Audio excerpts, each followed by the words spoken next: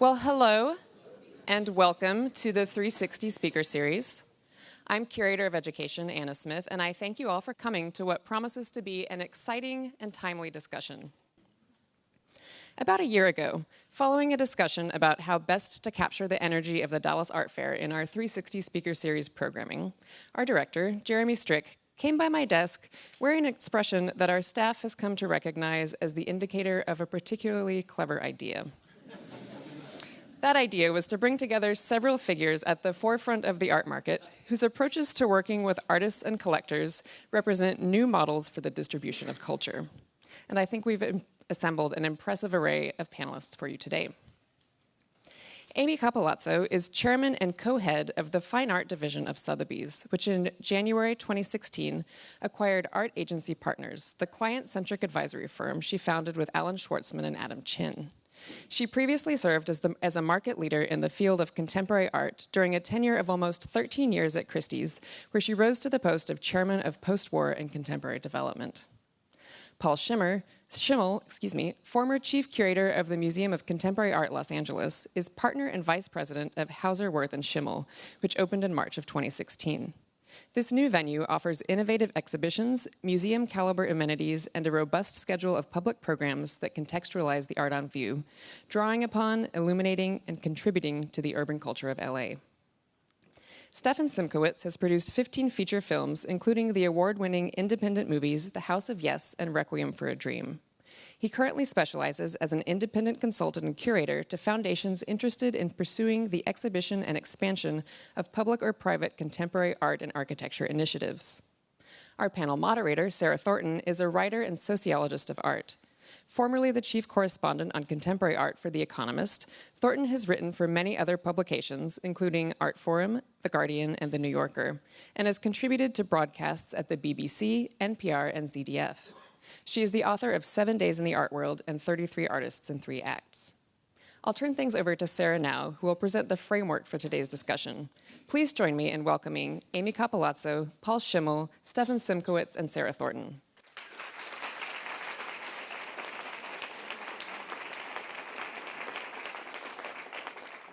Thank you so much, Anna, and thank you so much, Jeremy. And thank you all for coming. I thought I would reintroduce our panel because I've been looking forward very much to this afternoon and thinking about the different roles these players inhabit in the art world. And I came to the conclusion that in terms of style, if not substantive politics, and I think probably not in terms of substantive politics, that Stefan is our Donald Trump of the art world. He is shit disturber. I'm voting for Hillary, by the way, just for the record. Only in terms of style, of course. You know, he's anti-establishment, shit disturber, and has an affinity for the media. Directly on my right, we have Hillary Clinton, you know, running a major institution, safe pair of hands, not exactly representing the establishment, but because as the first woman president, that would be a little twist on the establishment anyway. And then in the middle here, we have Paul Schimmel as Bernie Sanders. Yes, the man of the artist community.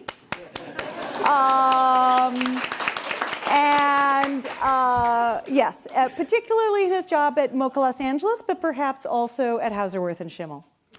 So having said that, I'd like now to narrow down the conversation to some serious policy issues, and that is the sculpture market.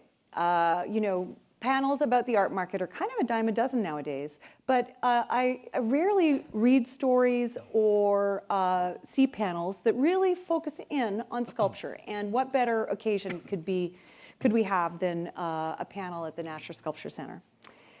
So what I was hoping we'd talk about today, and we do very much want to open it up to the audience, so you know, do take notes, jot down your questions, be prepared when we open up.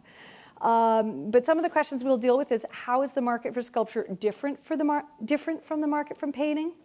Does the acquisition of sculpture distinguish a collector as serious? And are the dynamics of validation different for sculpture? What are they? But to start, perhaps we could kick off with some basics. Amy, what percentage of your average evening sale consists of sculpture, and what kind of sculpture sells well at auction? I never think of it that way, but I don't know, 25%, that's 20%, 25%, something like that, maybe, right? Something like that? That's a good, right? Less. Maybe a little Yeah, less. probably. Well, I will say this, in the Impressionist and modern market, it's now more than it historically was, because sculpture was sort of both in the market subservient to painting, certainly, and as paintings are harder and harder to come by in the Impressionist and modern market because they're gifted to museums and are less in circulation, it's been this major rise for the marketplace of sculpture in that field. It's probably like more of a sort of parallel circumstance in the contemporary field whereby sculpture didn't have quite the road to hoe for recognition in the contemporary end of the market as it did in the Impressionist and modern side. So, but, then I think of things like, sometimes I think fontanas are really sculptural, and I think of them as sculpture, even though they hang on the wall. So I suppose the definition needs to be a little elastic to accommodate. What was the next question? And well, what kind of sculpture sells well at auction? Commercial ones. What makes a commercial? Now we know, commercial painting might be a certain size and red and and feature a woman rather than a male nude. So there's that. I guess what sells well? Things you can house easily. Things that fit in the elevator cabs of the most expensive buildings in the world. Things that don't require reinforcing your floor for your neighbors below. I don't know, these sorts of queries. Figurative versus abstract, any materials? I don't know if that's...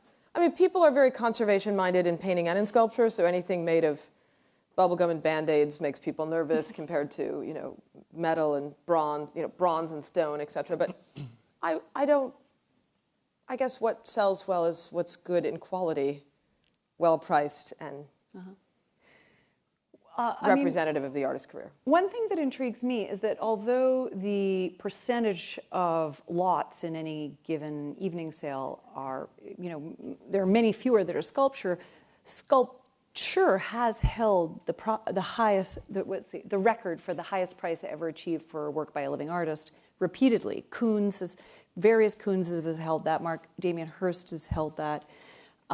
So what's happening at the very high end with regard to sculpture? Why would sculpture hold that rather than painting? I'm not sure it does. Well, it may not now. I don't even know what the record is right now. I think there may be a few unique exceptions, and yes, Giacometti. Chariot.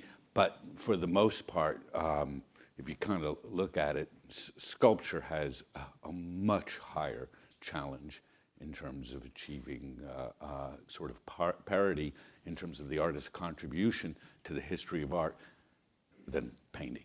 In general, I think sculpture, because it's expensive to make, expensive to maintain, you have to commit space in your home, in your collections, in your museums, that there are very few places like the Nasher where there is such a focus, and it comes with enormous responsibility, both from on the creation standpoint and then on the exhibition and conservation standpoint. So yeah, there may be a few exceptions, but I think if you really look at overall, I think sculpture's always been kind of discounted relative to the importance of the artist and their contribution to the history of art. I'm looking at it from a vantage point of Los Angeles, which up until quite recently was really dominated by a generation of sculptors, and the space was there, and the willingness to store things and put them away and keep them and wait for whatever is there. But I always felt when you compared how many exhibitions this artist had, how influential this artist is, that sculptors were even a bigger discount than living in Los Angeles as an artist. Well, I guess, in terms of that single thing of the record price, though, maybe in part it relates to scale. Because, Balloon Dog is rather large. Price is related to scale at certain levels, and it's rare to have paintings that are commanding that kind of space. Stefan, do you have any comments about the high end of the... I think you've covered this ground. I think it's a very obvious conversation, and I think we've sort of covered it. I think we can move on. Okay, let's do that. Paul, what do you see are the differences between the primary and the secondary market for sculpture? Or the private sale versus auction sale? I mean, now that you've shifted into being a dealer? You know,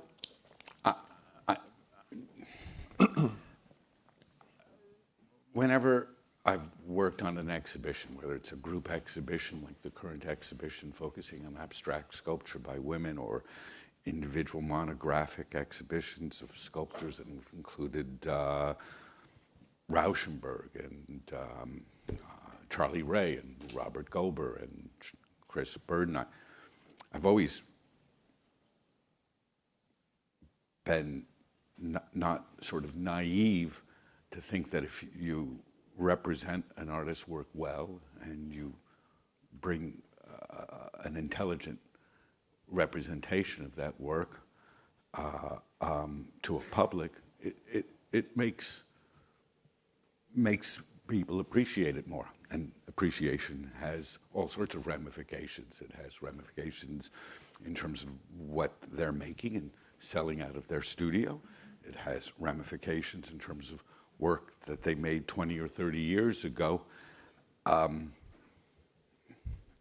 You can't really, I think, sort of say, oh, just because there's enormous interest in a body of work that an artist made 30 years ago, that somehow there's a renewed appreciation of what's coming out of the studio today. I mean, there is some connection, but not nearly as profound as the people's response to what's being made today. So I guess there is a relationship between the secondary and primary market, but I don't think it's really nearly as direct as maybe even the artist would like it to be. It was like, well, gee, why is it something I made 30 years ago is so much more appreciated? I mean, Rauschenberg was kind of never wanted to do the Combine show because, like, you mean you love this kid who was 28 years old, and you don't love the man who's 60 years old who's making these works today? So it doesn't, the primary and the secondary market are kind of different worlds. I think we need to address with sculpture the pricing of sculpture, because the marketability and resale of it is difficult. And I think gallerists and artists have completely mispriced sculpture. So I've produced a lot of sculpture. In fact, I produced a project by Nathan Mabry, who I gifted a work to the Nasher last year. And it's extremely expensive, capital intensive to produce. So galleries will generally say, okay, how much does it cost to make this thing? And they say $30,000. So they have this formula. It should be 3 times production costs. They price it at 90, and no one wants to buy it. You ask for a discount, they say, oh, you can't discount. So we need to think about sculptures. They should sell the sculpture for $32,000, and just to get it produced and realized. So a lot of the rationale with the distribution and production of sculpture is that the galleries are stuck in this ridiculous inflexible system where they price sculpture as a multiple of production costs. So with sculpture, because it's capital intensive, we need to get rid of the friction associated with the distribution of that cultural commodity, which is storage, exhibition space, production expenses. It's capital intensive, and we do that by reducing the margins on the production costs. So I think that galleries, in order to facilitate the distribution of young emerging sculptures, even artists like Sterling Ruby, who are collected for their spray paintings but are really first and foremost one of the most brilliant sculptors of this generation, the price points that those assets are sold at is too much. So they just sit there essentially in the colon of the art world collecting dust. Plaque, maybe, not Plaque. dust.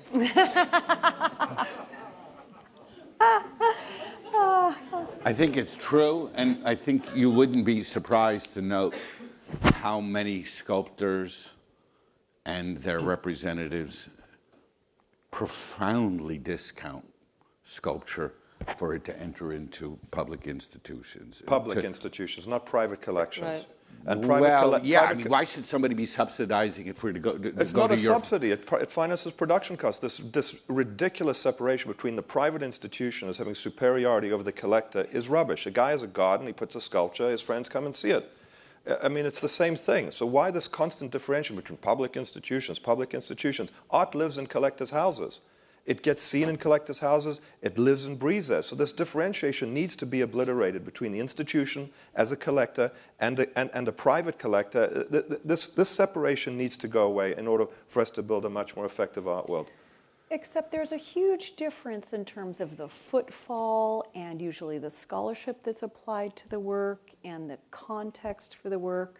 So that, there is a real difference between a work appearing in a public institution and in a private home. When Howard Richowski buys sculpture, I promise you, he thinks about it. I think he gets the museum discount. I know, but this ridiculous position of you use this moral qualifier of scholarship. When a guy takes money that he makes and he takes his after-tax dollars and buys a sculpture, he studies it. He's scholarly about that approach because it's his money. So this word scholarship associated, I've met with a lot of curators institutions. They don't know anything about what's going on. So scholarship is a myth, is one of these great myths of the art business. Well, scholarship. There is a difference between a private collector and an institution. There is a huge difference. But is the difference moral? Because that's sort of I don't like the morality of that. It's very simple. It's artists like to see their pieces go to a place where it's going to stick. That's simply put. And the good thing about stick, meaning not get turned around and stay in storage, because museums have so much work that they never show it. The thing about painting, to its disadvantage, is its mobility. So the good thing about sculptors, and I often have told sculptors, well, yeah, if you sell it to this guy, he's known as a flipper. But if you sell him something big enough and hard enough, it might actually stick for a while. Yeah. And it is true. I mean, a friend of mine's doing a story, an investigative story. She writes about corruption, very good journalist. And she's been researching a story about museums having to deconcession sculptures that they've bought that have no value but are spending too much on storage. And how there's this sort of role of them actually silently getting rid of them. Institutions are obviously different to private collectors, but they're more private collectors than institutions. And we need big markets and scalable markets for these things. I think anyone who buys something and puts it in their backyard should be applauded, basically. And micro audiences, essentially in aggregate, build huge audiences. Well, look, can I just redirect slightly? Because you've touched upon the reasons why sculpture is subject to less speculation than painting, but I was wondering if you could elaborate on that. It's a myth. You can't sell it, so of course its transaction costs are higher, so of course it's less to speculate. I mean, also it's often addition, so paintings are unique, so you're buying a unique example, whereas that's one of the things you haven't discussed is that because the fabrication means, if they're being fabricated, they're most often additioned, which means there is more than one of them in the world. Trust me, if it can be speculated upon, if it's 10 tons, it'll be speculated upon. Right. It's a question of value and transaction cost. And that does bring up a huge issue, which is editioning, posthumous editioning, artist's original intent, changes of materials, and the difference between that which is made in the studio, and I'm not saying that's sacred or religious. Yes, you are. No, I'm not. Because, hey, I think Jeff Koons turns those fabricators into his bitches and makes them do things that are unfucking believable. Right. But I think a lot of artists, when they approach the same fabricator and they're not quite as unrelenting and clear and precise and knowledgeable as Jeff is, they end up with mush. It looks like... God bless the bitches, right? Yeah. So, I think there is a huge difference because you can edition certain kinds of sculpture, and there is obviously certain kinds of sculpture like that amazing Gauguin, which we were admiring. It's just breathtaking, and There's no cast on it. They haven't pulled a mold. It was made, for all the right reasons to, hang in his house, and it's magic because of that. Koons has come up a few times, and he... You keep bringing it up. Well, you just brought him up. You both just brought him up. No, I love Koons. I brought him up, and then you both brought him up. I mean, where is his market right now? Do you have a... Who cares? Can we discuss about something that people don't discuss? Why do we always have to talk about Warhol and Koons? Let's discuss other stuff. John Raffman. Let's discuss the slew of other artists out there who makes it. We always discuss Koons and are his prices up or down. Who gives a damn? We're here at a panel. We've got an hour and a half. Let's drill through something interesting for a change. Not Jeff Koons and Andy Warhol and the same old crap. Hillary, huh? He's Bernie. Right. Pippi, does that make you Trump?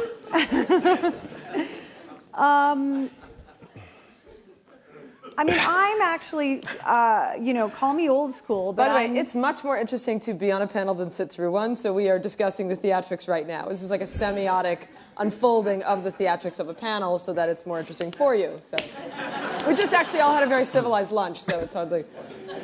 And nobody had a drink, I promise you. Let's see. I mean, I am actually very interested, despite Stefan, in the role of public museums in relationship to the market, and interested in the dynamics of validation and legitimation, or whatever you want to call it. I mean, contemporary art, rises in value in part through a consensus of belief. And the belief takes more than a solo dealer or solo believer. It takes a group. And so I'm wondering if perhaps Paul had anything to say about that. What do you think is the role of museum in validation of sculpture today? Many museums are in some ways not unlike the history of the museum that we're in. You had a very passionate woman who loved art and came to bring these things close to her heart, and that world expanded to include her husband and her family and the community around her, and ultimately the community that we all live in. So I don't care whether it was the Louvre with the King's collection or all the various warring princes in the Uffizi. I mean, all of these collections, as you know, begin with the private individual. But the institutions are a way for them to live on together in a way that benefits a much broader public, and ultimately benefits, from my vantage point, even more importantly, a broader understanding of the artist's work. So yes, it's wonderful that an artist can make something for a single collector, and it ends up defining that collection being in a home. And I don't know, I've always struggled, for example.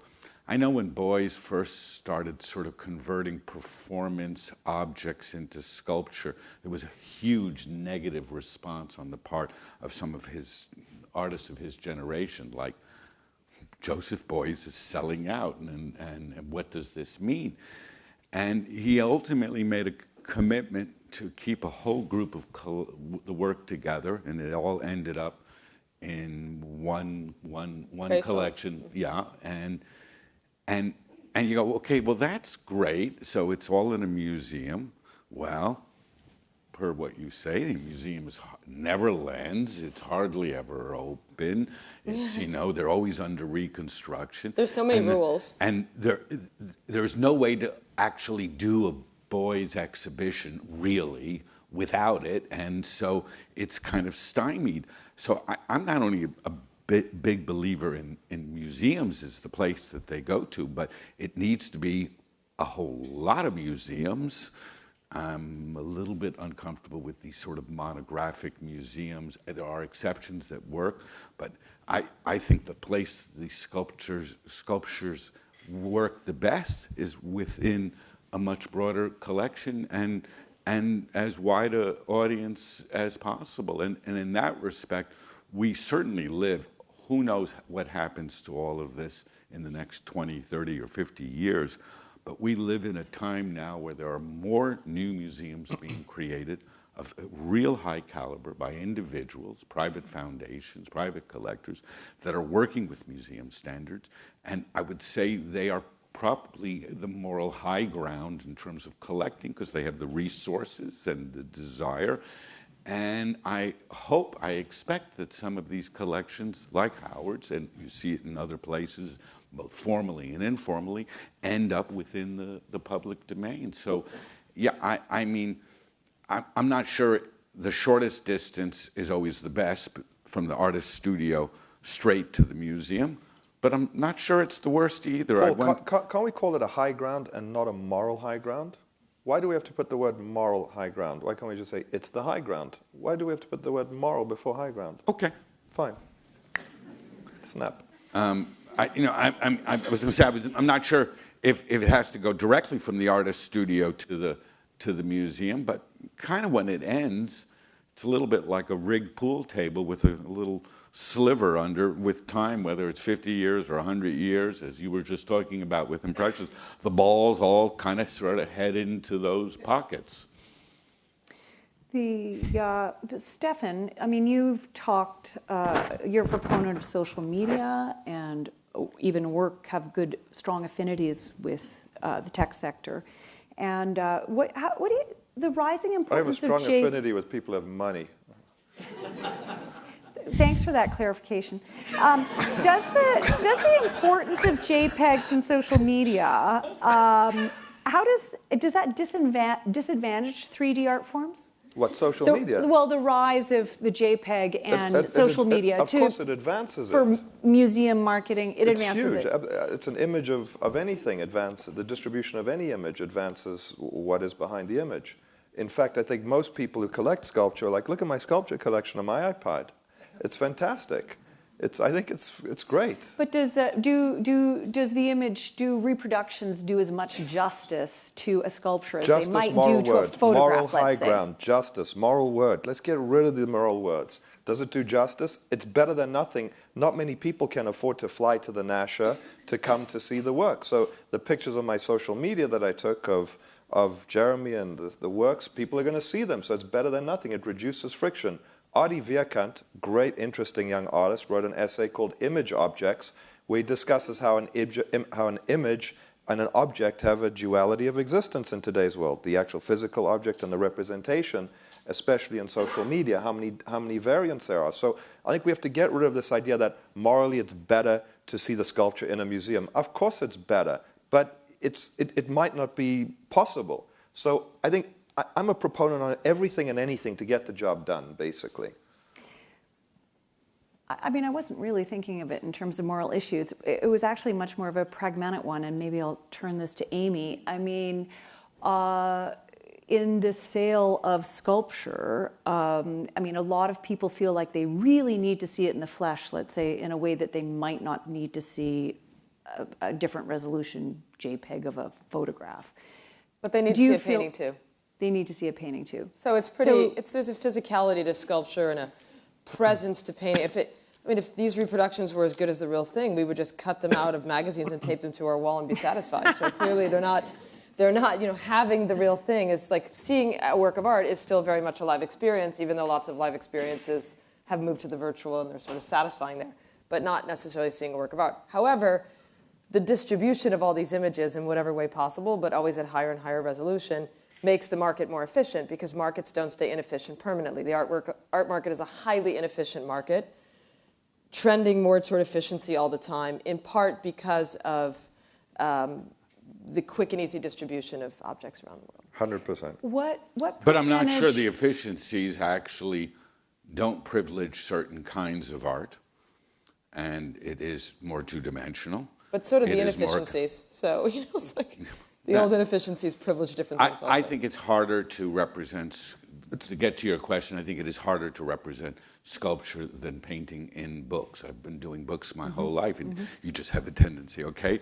If you get a good reproduction of a painting, that stands alone. With a good sculpture, you end up having to give pages over it. You want different views. You want to be able to sort of see a detail. You want to somehow represent the experience of a viewer coming and looking and going around it. I do think in the area of social media, what's been really great are these little like QuickTime movies and videos. Stuff like that. I mean, it's like the first thing for sculpture where you kind of go, oh, this is a damn sight more interesting than a QuickTime of a photograph or a painting. Absolutely. Actually, video might be the savior of sculpture. Just out of curiosity, what proportion of your clients do you think buy from auction without having experienced the work in the flesh themselves?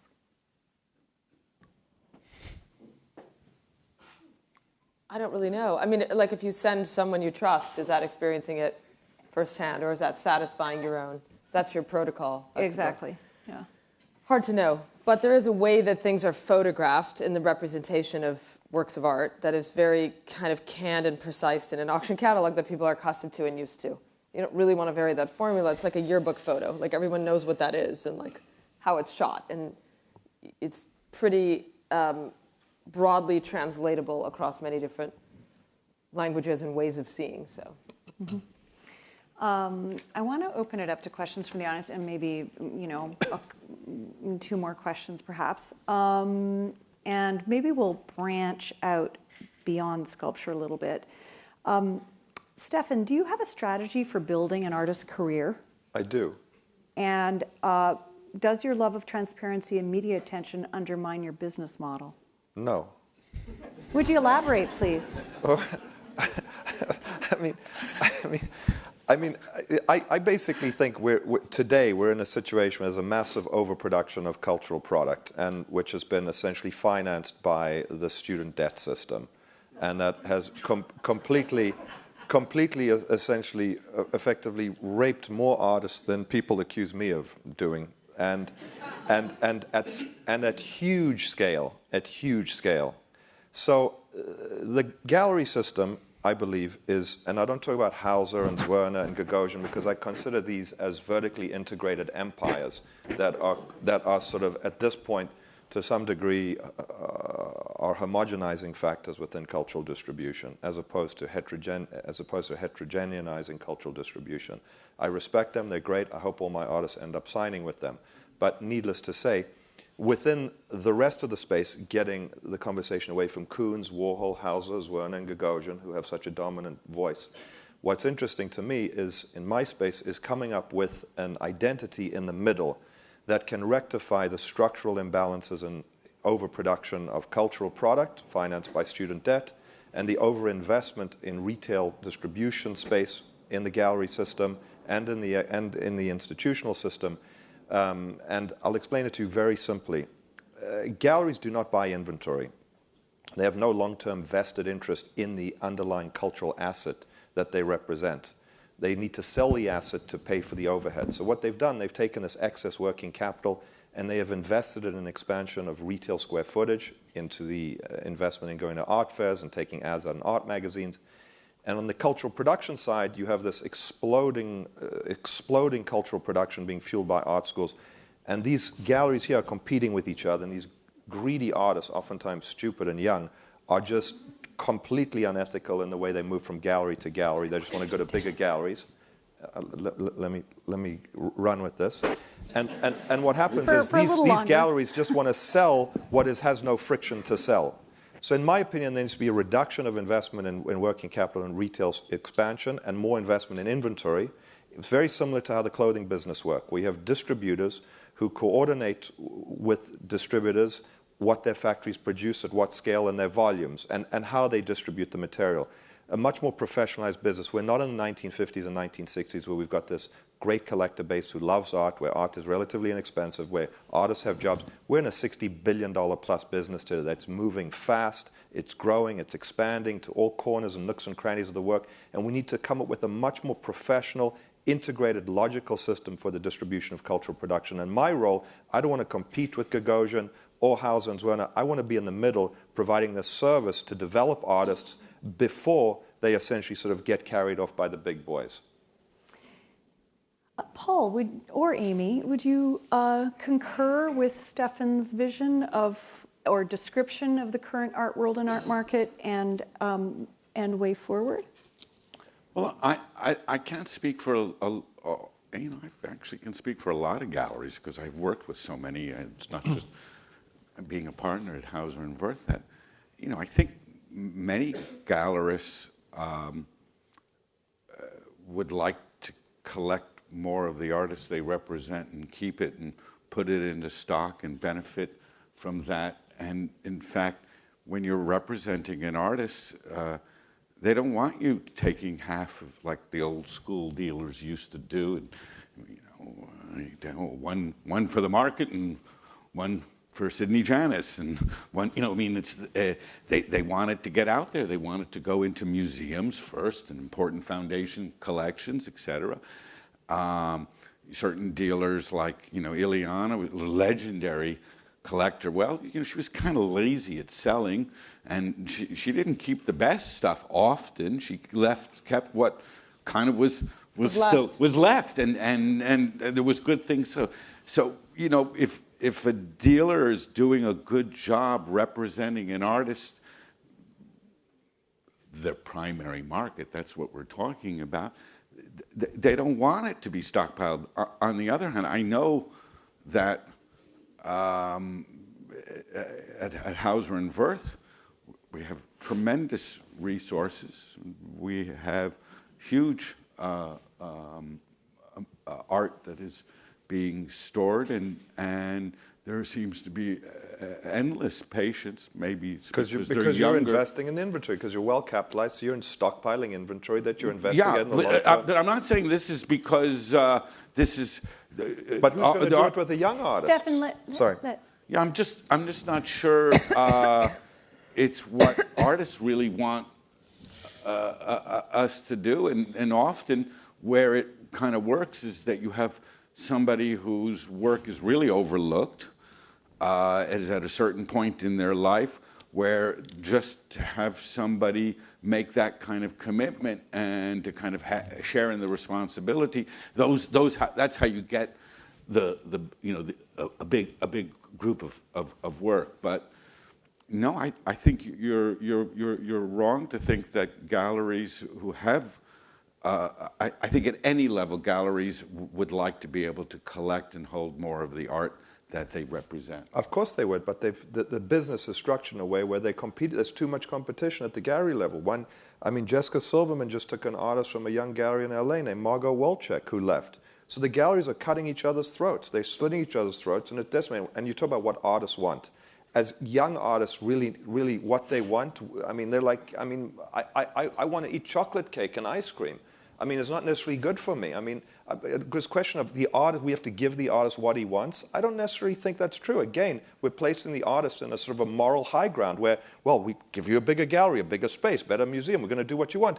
We all have to work together. We're all equal in the ecosystem, and we have to collaborate in a way where our superiority, our moral high grounds are decimated, where the artist is equal to the distributors, to the collector, the institution is equal to the collector. We have to sort of flatten things a little bit and get rid of these silos. I couldn't disagree with you more. I just, Well, the artists had an enormous amount of power now in a way that they didn't within the negotiation of their own advancement of their careers.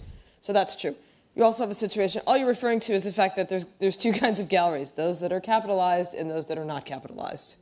And that's it. And so you're going to start to see a roll up a little bit. And those that are capitalized, like Gagosian is capitalized, self-capitalized, self-funded, self-made. He goes to business because I kind of know how he operates, and he's a shark. He's making money because he needs to stay in business.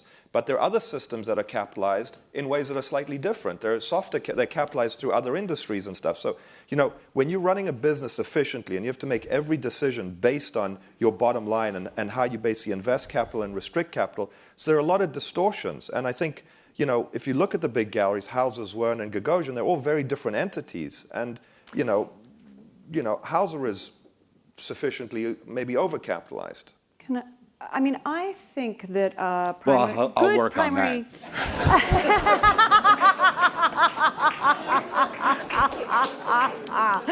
Oh, beautiful. Actually, certain artist markets are overcapitalized. Exactly. For sure. Exactly. I think a good primary gallery invests in the long-term career of their artists, not the inventory, and that's the difference. Representation the inventory is about the long-term career.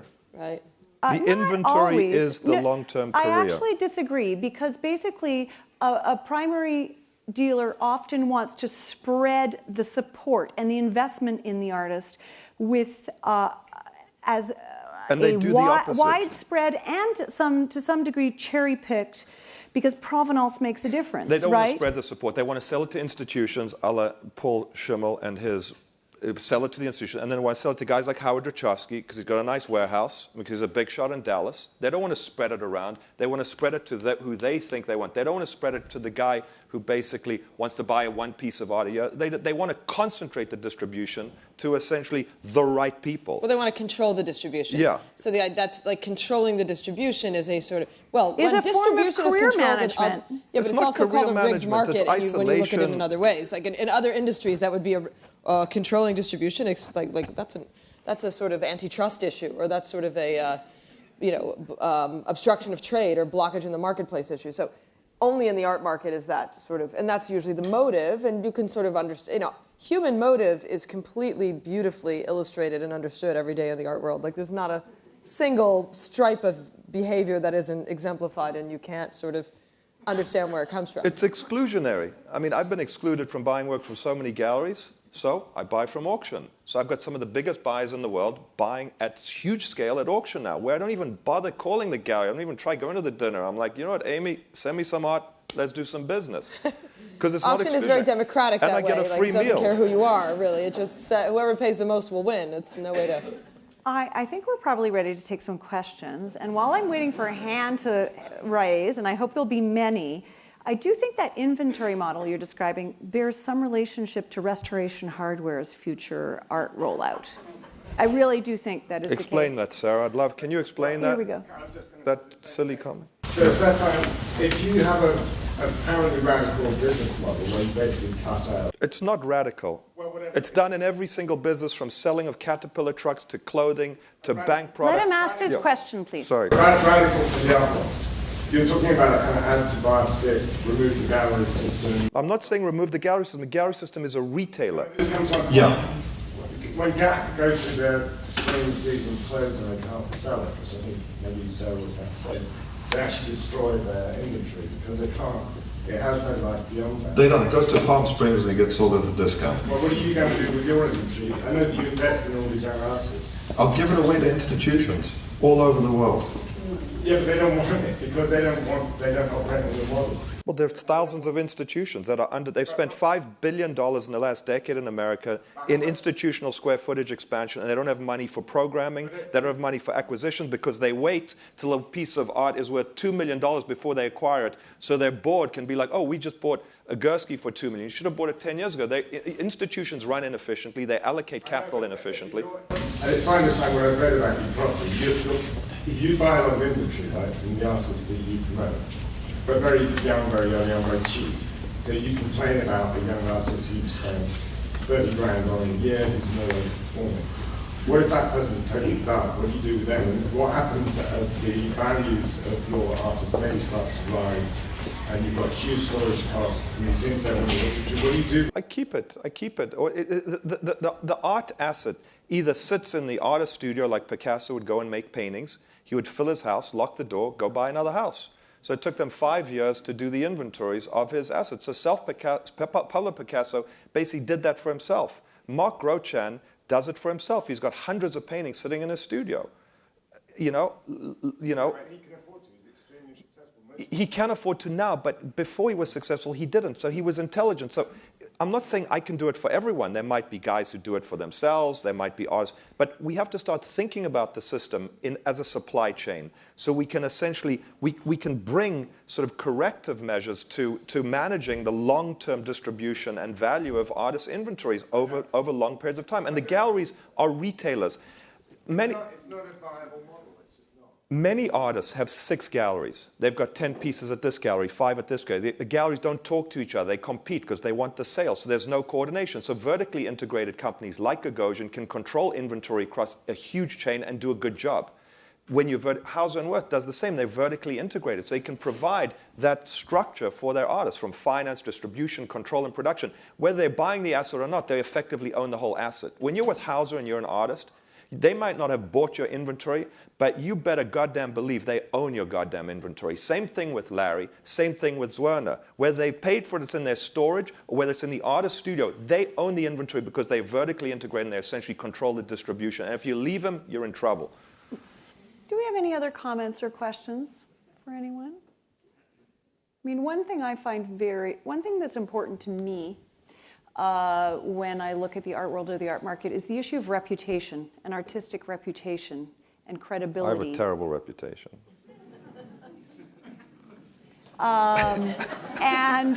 So, you know, that, and in a sense, that's why I'm taking it back to the issue of career.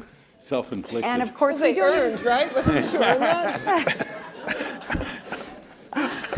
I'm wondering if Amy or Paul had anything, or particularly Paul, I guess, on this matter. You know, the issue of an artist's reputation and how a good curator or dealer manages or contributes to that. You know,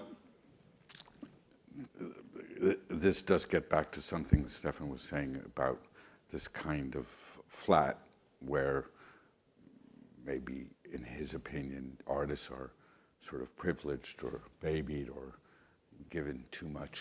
But the reality is, and this is not just today, you go back to great periods of art, whether it was, you know, Holland in the 17th century or Duccio raising the price of the altarpiece that he was doing in Siena because Florence said, you know what, we think we're building our own church and we want it, we'll pay you more. And he goes back to, you know, and says, well, if you're going to stay here in Siena, you guys are going to have to. And they went out and they actually did a public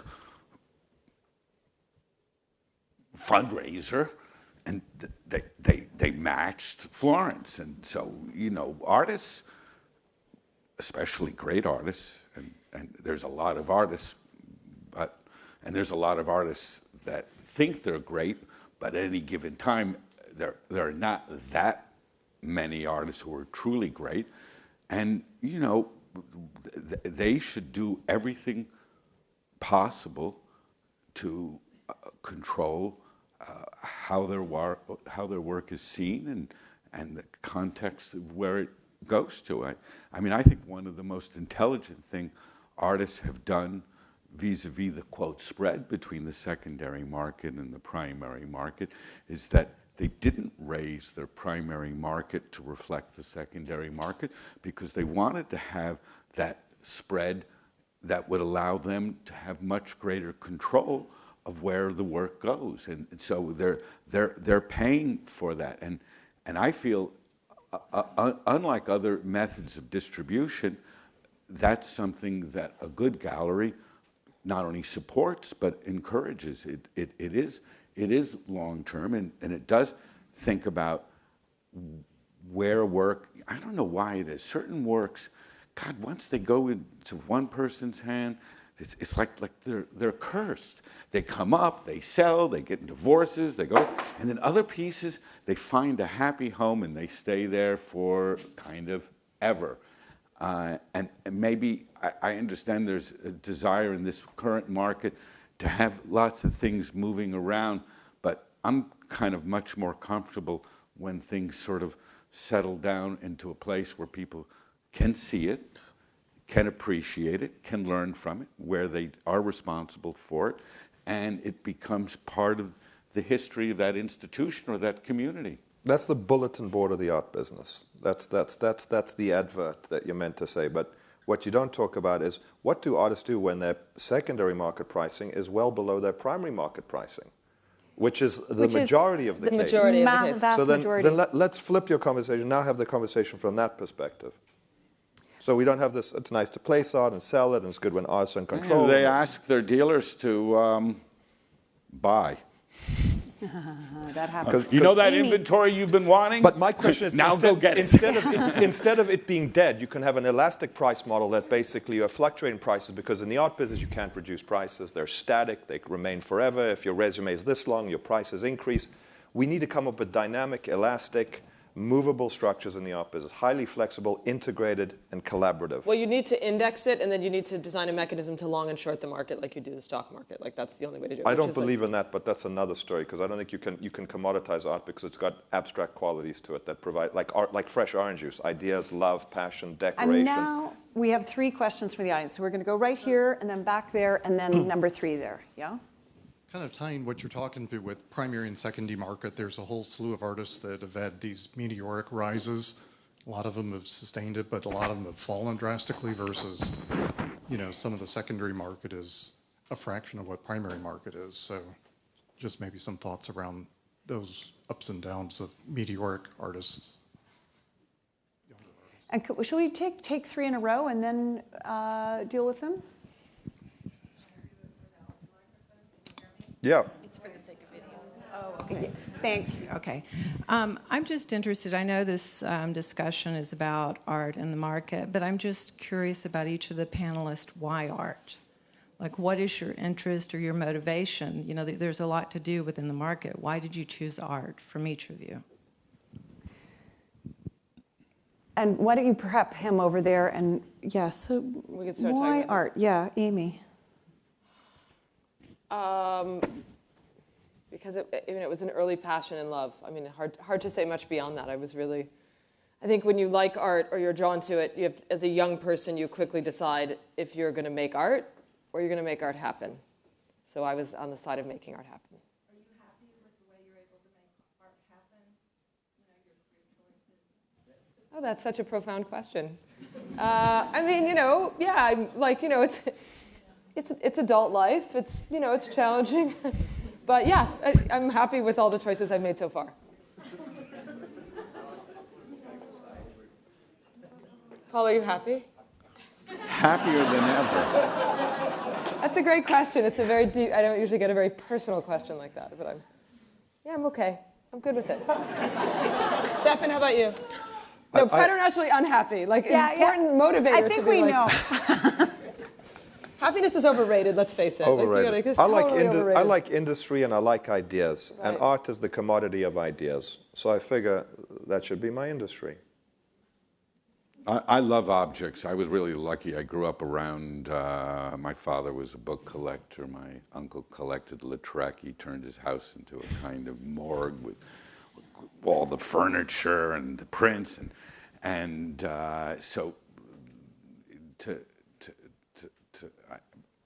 I love things. I mean, and as much as I love hanging out with artists, and it's the group in the art world I like to hang out with them most. I really love the things they make, and I'm just shocked that back in the early 70s when I decided as a very young man to be a curator, it really wasn't the most sensible move from a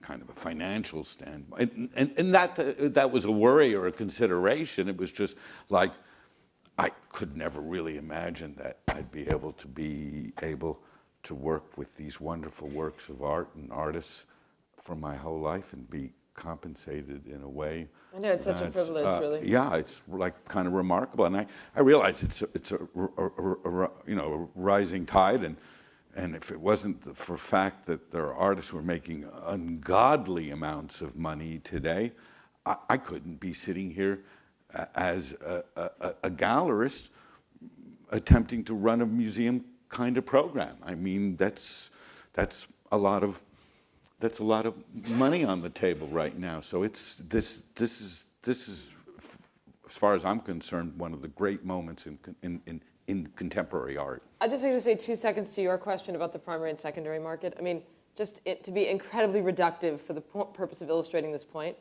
a work of art is worth what someone will pay for it. When it resells is what its larger worth in the world. And so one of the things I always find, because in my history working at auction houses, I'd occasionally get phone calls from younger artists whose work were coming up at auction, and they were completely freaked out, like worried the sky was going to fall and the bottom was going to fall out from under them too, like all at once, because their work was coming up at auction. And one of the things that dawned on me as I thought, because a lot of the proliferation of what we have, he calls it the student loan debt, or I call it like the birth of the MFA, the professionalization of being an artist in some way. The problem is that all of the educational model is flawed because it never teaches artists to understand the sort of knock-on effect of their production. So we could turn this into a problem with education, which is a broader problem in the whole wide world and something in need of revolution for sure. But I feel sorry for lots of artists that completely, just because you weren't good in math doesn't mean you need to understand the laws of supply and demand or some basic business tenets that would have helped you in the way that you strategized your making of things. It is a perverse fact that art schools often ban discussions of the art market. But that's the socialist communist hangover from the 60s and 70s. I mean, I had 26 Bard students, students from Otis at my house last week, spent $3.5 million cumulatively on an art degree. I said, how many of you know what a supply-demand curve is? Have you done an Econ 101 class? None of them. At the end of the lecture, 2 hours later, I got text messages from these guys saying, this is the best thing we've happened to us in 4 years, listening to you for 2 hours. They don't teach properly. Cesar Garcia at the Mistake Room calls me a year ago. He says, I run an institution. I have a curatorial studies degree, but no one ever taught me how to do a budget. I mean, so we need practical elements in the education program. I don't know. I think artists can even look at the history of art and things they've made.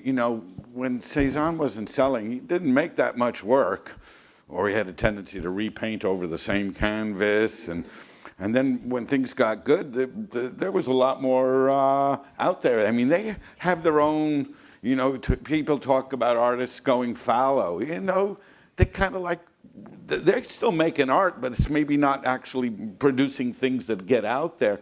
They have their own little way of measuring the temperature of the... We used to hunt and gather our own food also, but go ahead. This is actually exactly what my question was. Start again. This is actually exactly the subject of my question. I teach in an art department here at SMU. We have an MFA program that's free, and I'm teaching a class called Professional Practice, so it's not banned from at least that university. But is it one class they take at the very end of their degree? It's one class that's in the senior year. There's other classes that are earlier that are theorizing questions that are relating to exactly your question of like, is socialism something that's related as a hangover from the 60s and 70s? So I was very interested in the similarity between Mr. Simchowitz's proposition that tuition and student loans are problematic of the capitalization of the beginning of an artist's career. Exactly, right. But when you leave and you fail at the art school, they need to give you a reason why you failed. So you don't really go back and shoot your professors. So the reason they give you is the world is, we should be socialist, and the evil guys like me, who basically run the world and are capitalist pigs, So when you can go back and teach at the pulpit and basically blame a guy like me for the failure of your education. So socialism is a great tool. I'm not blaming you. What I'm asking is two things. One is that it's interesting that you're pointing to a similar problem that groups like WAGE, Working Artists for a Greater Economy, or Carolyn Whirlidge Project, PhD, MFA, BFA, those are self-organizing projects which are going back to socialist models, but they have a similar critique. So on the other hand, would you say that, say, like venture capitalism would be the better model for financing the capitalization of early artist careers? I think venture capitalism would be a great model, because what VCs do, they have entrepreneurs in residence. So when you're a young company and you go to a VC, I went to Stanford, I know the tech business quite well. You basically get, when you get money from a venture capitalist, you get a whole bunch of resources. You get access to tech coders, fabricators. You basically get a whole slew of services that help you grow your business, that make a huge difference. The capital is smart capital, and they help grow you to becoming a self-sustaining business, and then they let you go. The VC model is an excellent model for the development of emerging contemporary. And because the business is so scaled now, so big, so fast, you need some mechanisms like that in place. Another issue with artists, because of this conversation of socialism and this sort of rich versus poor conversation, which has sort of bifurcated America and created so much conflict, is essentially artists do not have a moral high ground. Artists are as unethical as the accountant who steals. They are as ethical as the lawyer who gives good advice. They are human beings. Many of them are good artists, but unethical human beings. Unethical human beings tend to make very bad long-term decisions for their careers. So I think the analysis of morality within the system and the sort of the automated positioning of people having some high ground or low ground is problematic. Now, Paul comes from an environment where in the 70s, the love of art and the sort of the passion of supporting Chris Burden was very, very pure. But we're in a very different environment. Instead of trying to sort of harken back to an age that doesn't exist anymore, we've got to come up with solutions that can practically provide a roadmap moving forward for what I'm interested in, emerging contemporary and the next generations forward. I just want to say, if you're going to have a VC model, like a venture capital model, you also need like a leveraged buyout model when you're dealing with things that need to be, when you have that studio full of art that is unsaleable and unlikable, you have to sort of figure out how to value it. No, but there are failures. There are to your point as well. What happens to the artist when he fails? There are failures in the VC model. I have 2,500 works of inventory. I can assure you, I have more failure than success. But people write about success and they write about what a maniac I am because I made so much money. But I have 10 times more artists who have failed than succeeded. At least they got the shot. At least, I got a call 3 weeks ago from a guy, Hadji, couldn't pay his final quarter at Bard, and I wrote him a check for $8,000 and bought 13 pieces. But he would be back in Iran without an MFA. So you take chances, you take risks. There's a lot of failure, but you don't know what the outcome is. But the system at least provides some capital and liquidity to move forward. He's just an incubator investor, and he gets a lot of shit for it in the art world. But actually, it's not that basically crazy. Yeah. Yeah. Okay. Right at the very back.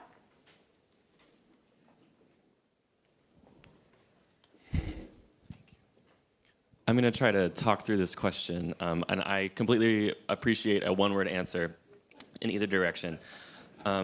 So thank you for this conversation. It's super valuable. I really appreciate that the comments both from Amy and Stefan regarding the inefficiency of the art market, as well as the need for elastic pricing models and vertical integration of the commercial gallery empire, to not paraphrase as much as I can. My question is that I agree on both sides. Is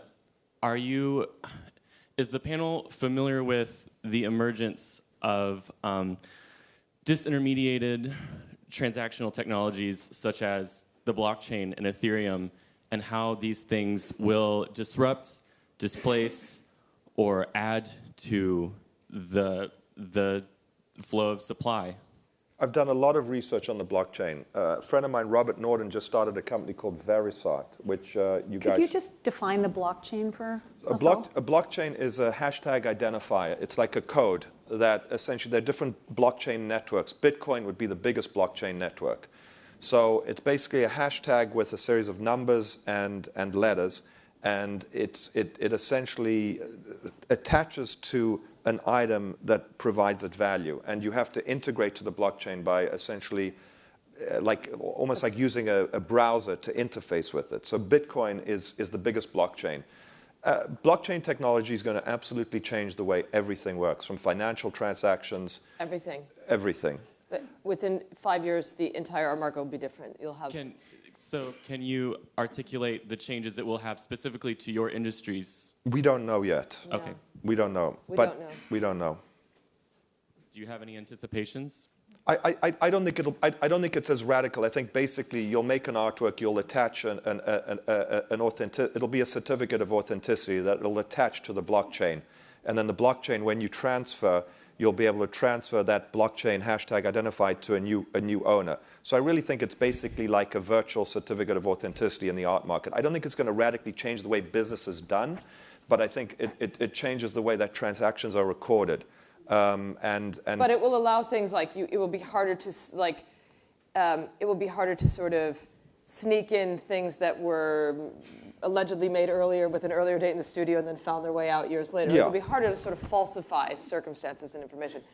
It'll also index things, and my biggest sort of what I think about a lot is that there'll probably be some peer-to-peer software that will allow people to trade completely directly in closed rooms with financial certification at a certain level. That's my understanding of the technology, and so part of the implication of my question is, how will yourselves as agents of this commercial system, how will you react? How will galleries and the commercial system in general? You'll use it. Generally with art, what I find is that people find some trusted person who they like to buy art with. It's like, I think the great thing about the art business, it's always a bespoke business. blockchain technologies, Artsy, websites, Instagram. All they do is accelerate. They create security. They create more image distribution. They're all profoundly good for the expansion of the market. The blockchain is just going to provide more safety. Do I own the work? How do I know I own the work? It'll just provide additional levels of security that will make the market more efficient and help it expand at scale. And in some respects will do for a lot of art what maybe has happened very clearly in our lifetime when video was first being made in the 70s by Dom June Pike, and it was all for one and all complete access, and you had distribution that it provided no value. And as collectors started becoming more interested, all of a sudden you had very limited access to something. It's the same is even true of photography.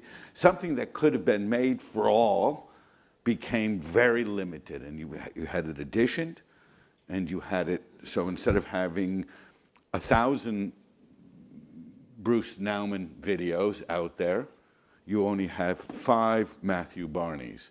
And I think in some ways, all of the new electronic media involves some kind of security that actually limits the distribution and therefore makes individual works of art that really could be mass distributed collectible. The blockchain companies that have started, the ones that will be more successful will be the ones like sneakers, for example, like blockchaining the authenticity of your sneaker. I don't think it's going to be overly applicable to the high end of the market because you essentially have to go to an artist studio, you have to take a photograph, create a blockchain, identify. If you understand like the methodology of artist production, they're quite inefficient, and that extra stage of moving an item from production to a blockchain, identify a COA, I think the big innovation of blockchain will come from the financial transaction side, and basically, I don't think the art business is really going to be a major deal for the blockchain, but it is going to change the way transactions occur.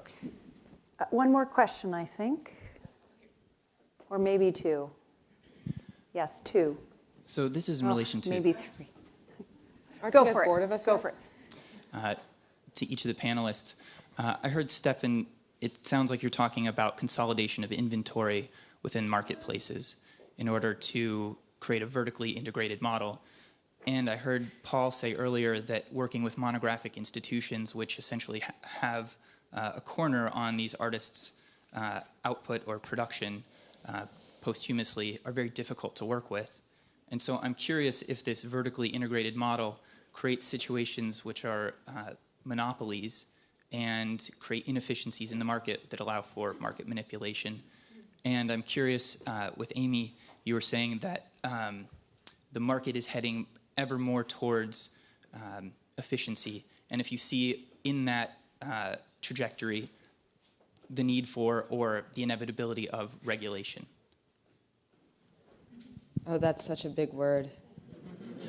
I'm terrified of who the regulators would be, actually. So, it always sounds like a good idea until you think about it practically. So I think very good businesses self-regulate, and people choose good businesses because they see good business practices and quality of service and knowledge and expertise, and you stay ahead of any regulation by distinguishing yourself as a very good business, a very business interested in annuity relationships with customers, etc. And that's its own form of regulation in a way. I'm terrified of who the regulators would be again. At the same time, within the ecosystem of the art world, within the pond that it all is, there are certain people who will piss in the pond and ruin it, and I can see the outliers who might invite regulation just because of unscrupulous behavior. So, it's annoying, but I believe in self-regulation and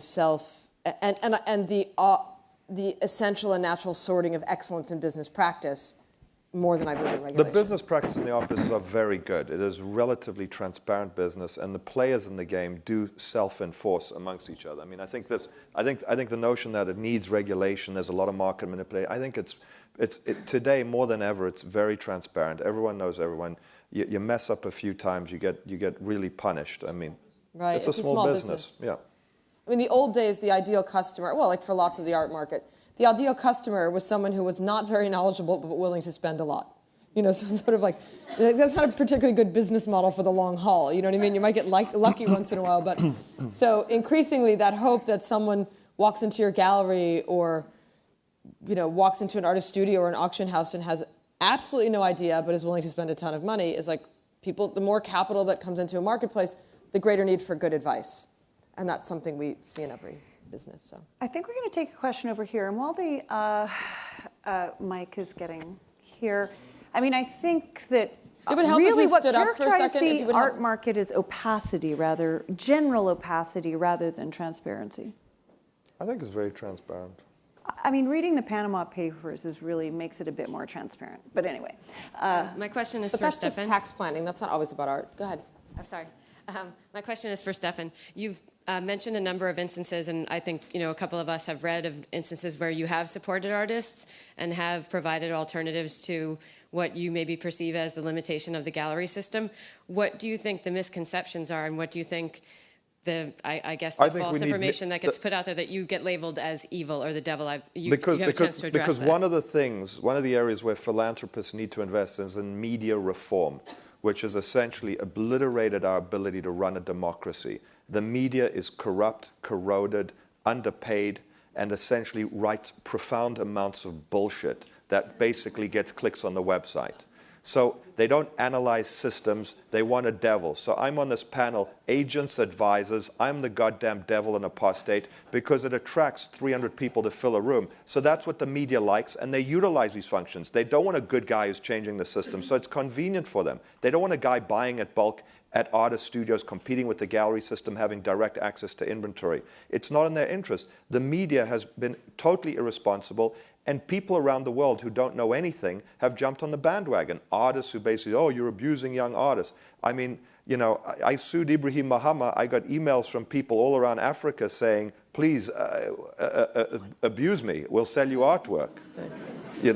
I got emails from Lagos to Addis Ababa to Kinshasa and I'm working with some of these guys now. Pa Joe, who's a sculptor in Ghana, the most important coffin making Ghana. I sat with Jeremy Strick at lunch and I pitched him on doing a Pa Joe show because that's my gig. So you know what? It's been great for business. I like being demonized because I can get an audience and then I can essentially spread my strategy. I think sort of. Reveal your strategy or spread your strategy? Spread and reveal. One more. How about right at the back in the corner? And hi. So you were talking about efficiencies earlier. I've seen a recent trend in the art world where often artists will sell their intellectual property as the piece, and the kind of onus of production is then on the collector. What do you think about that? I think it's increasingly relevant when you're talking about digital art and web-based art.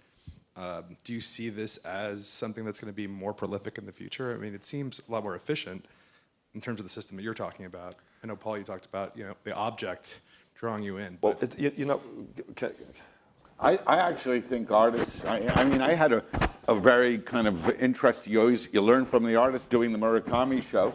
The title of the exhibition was Copyright Murakami because I realized he had a slight disdain for the object, which I revere, but the intellectual copyright for that idea, that's what he wanted to own. And I don't think artists today undervalue the intellectual copyright. I think they actually know its worth, and either they or their estates hold it in much greater regard than they did in previous generations. And I think it's because of all of the new modes of dissemination of information that there is a desire to have greater control over what Stefan has on his iPhone. I did an interesting, John Raffman, who I think if none of you know him, you should write his name down. He's a super important artist. But John is in Manifesta, Documenta, Berlin Biennial. He's going to be one of the biggest artists, I believe, in the next decade, and he's huge. So I met him early on, and I made a deal with him because production wasn't produced, and I bought his IP for a couple of images that I had the right to self-produce. It's very interesting. So I spent about $5,000, $6,000 on producing each item, flat works, but I spent a lot making them a lot more sophisticated. So I found a producer, integrated with John, And once his galleries got on board, they started printing the same works as just C prints that were $900. So I, in fact, have these early works that I spent thousands on production that are more special than many of the other works he produced. So the idea of IP and financing is very interesting, and I work a lot in the digital realm where I do a lot of deals with artists where I actually do buy, in effect, their IP and then help them handling production. It's a really interesting question, I think very relevant to the next generation of artists. Any final words from you, Amy, about anything that's happened today? Well, I mean, certainly it's a privilege to be in this business, in this industry, and we should always remember that on good days and bad days. I think one of the things you're seeing is that the market, since we all in one way or another represent the marketplace is the most interesting place right now. And it's the same, maybe the marketplace will lead what is going to be a revolution in the art business. Museums will follow, educational institutions ought to follow as well, but there probably isn't a single area of cultural production in this kind of wild transition. The music industry already had it, so it's publishing, boy, have they had it. Art world is next, so stay tuned, right? And on that note, thank you so much to all of you.